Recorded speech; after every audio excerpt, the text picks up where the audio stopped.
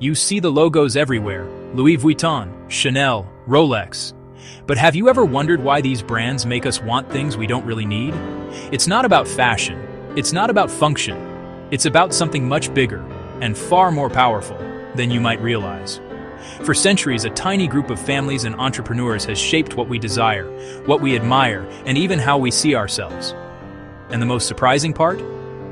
You've been part of this system your entire life, often without noticing.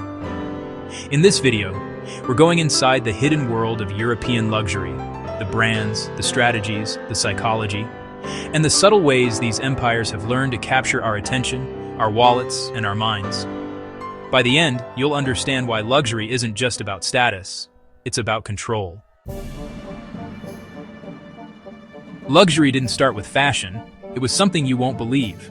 In 18th century France, aristocrats didn't wear silk to look stylish. They wore it to show they were above everyone else. Perfume wasn't about smelling good. Watches weren't about telling time. Even the cutlery, the chairs, the way meals were served, every detail broadcast status. The rules were simple: stand out visually, show wealth silently, decide who belongs and who doesn't. Those excluded automatically felt inferior. The rich built walls invisible to the eye, made of silk, gold, and gemstones. One courtier's diary described a rival's silk outfit as making everyone else look like servants. This was centuries before marketing, yet the effect was the same: psychological control through desire and envy. Then the kings fell. Royal bloodlines were shattered. But the luxury houses, they survived. Why? Because they realized something crucial. Power isn't in crowns, it's in desire. Silk, perfume, jewelry, these were no longer only for royalty. They became tools to make people want what only a few could have. A jeweler named Marie Helene kept serving only those recommended by former aristocrats. Word spread. She became more exclusive than any crown, and wealthier than she'd imagined. By the 20th century, three names dominated the game: Louis Vuitton, Coco Chanel, Hans Wilsdorf, creator of Rolex. They weren't selling products, they were selling desire itself. Louis Vuitton turned luggage into a status symbol, a passport to prestige. Chanel made simple suits into a rebellion against the ordinary, yet still untouchable for most. Rolex didn't measure time, it measured power. Luxury became a clever illusion. Anyone could buy status, if they were willing to play by the rules, wait, and pay. Here's the secret most people don't see. It's not that luxury is rare, it's that they make it feel rare. Birkin bags aren't hard to make. Rolex could produce millions. Chanel could double production tomorrow. They choose not to. Scarcity drives desire. Price doesn't create exclusivity. Exclusivity creates price. A New York boutique received a single Birkin bag in 2022. 15 people were on the waiting list. One buyer flew in from Paris and left empty-handed. Later, resellers sold it for double. That's strategy, not scarcity. Bernard Arnault didn't just want to run a brand. He wanted to rule them all. In 1987, he merged Louis Vuitton with Moet Hennessy to create LVMH. Luxury became war. Acquisitions piled up: Dior, Fendi, Bulgari, Givenchy, Tag Heuer, Tiffany. Some brands refused. Chanel refused. Rolex refused. The battle was set: LVMH versus Chanel versus Rolex, three empires controlling desire itself. When LVMH acquired Tiffany in 2021, it wasn't just a purchase, it was a global event. Social media exploded. The empire knew exactly how to engineer attention, envy, and obsession. Luxury doesn't sell to you directly, it sells to your imagination. A handbag on the red carpet? Suddenly, it's a dream. A perfume seen on Instagram? Instant obsession. A watch on a billionaire's wrist? A ticket to identity. You're not buying leather or steel. You're buying who you want to be. Have you ever bought something simply because everyone else seemed to want it? That's the psychological pull they count on.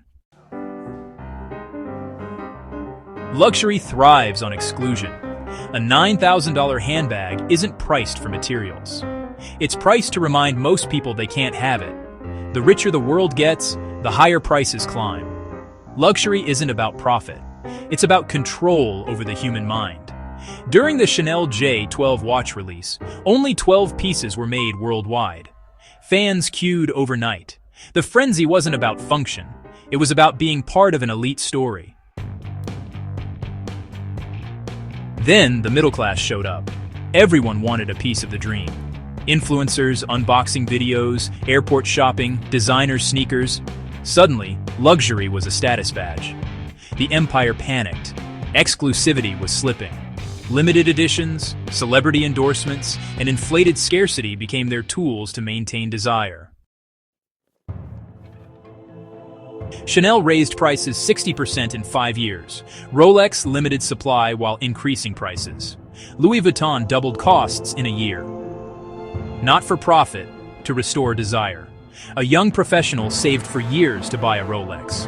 The resale price was higher than retail. The watch wasn't just an item. It was a ticket into a world engineered to create envy. Luxury, in a way, really mirrors society. The rich honestly don't need it. The poor, well, they can't have it. And the middle class? They're the ones who sacrifice for it. Just look at LVMH, a $500 billion empire. Chanel, on the other hand, is privately owned and valued at a whopping $150 billion. And Rolex? It's the most profitable watchmaker ever. The brands are getting smarter, and you get addicted. Luxury isn't really about fashion. It's about hierarchy. When you buy a handbag, a watch, or even a perfume, you're not just buying an item. You're actually buying a position above society. And once you feel that, the empire knows you'll return again and again. So, next time you spot a luxury logo, maybe ask yourself, are you really choosing it, or is it choosing you? Luxury doesn't need to convince you. It just needs you to believe that everyone else is watching. And at that moment, you're no longer the customer.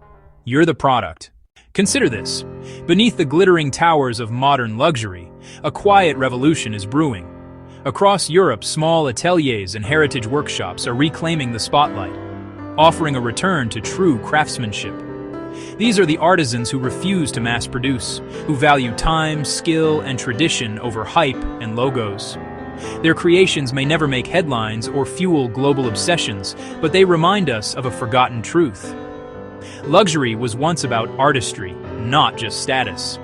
As the mighty empires chase ever higher profits, these makers invite us to rediscover meaning in what we choose to own. Maybe, just maybe, the future of luxury isn't in the hands of the cartels at all, but in the quiet persistence of those who craft for love, not for power.